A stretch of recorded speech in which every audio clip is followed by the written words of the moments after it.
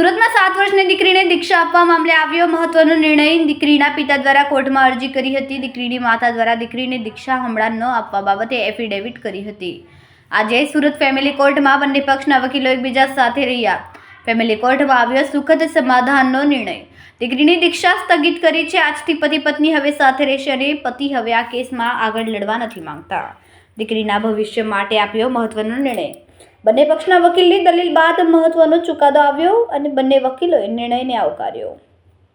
હું કેતન રેશમવાલા એડવોકેટ સુરત છેલ્લા ઘણા દિવસથી જૈન સમાજની એક બાળતીના દીક્ષા સંદર્ભેનો ફેમિલી કોર્ટ રૂબરૂ ચાલી રહેલ કેસ ચર્ચામાં હતો, પરંતુ આજરોજ મારા તરફથી અને બાળતીના પિતાના એડવોકેટ તરફથી બહુ સુખદ સારી સમાધાનનો રૂપે નિકાલ કરવામાં આવ્યો છે। સમાધાનનો કરાર આજરોજ નામદાર ફેમિલી કોર્ટ રૂબરૂ રજૂ રાખવામાં આવ્યો।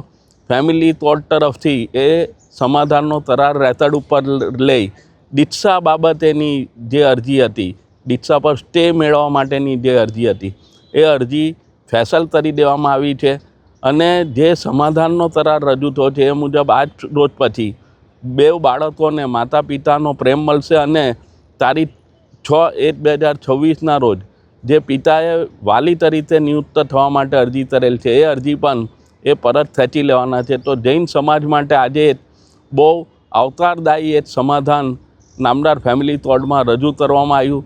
હું બંને પક્ષકારો અને વકીલોનો આ બાબતે આભારી છું કે આવું સુખદ નિરાકરણ આ કેસમાં આવ્યું।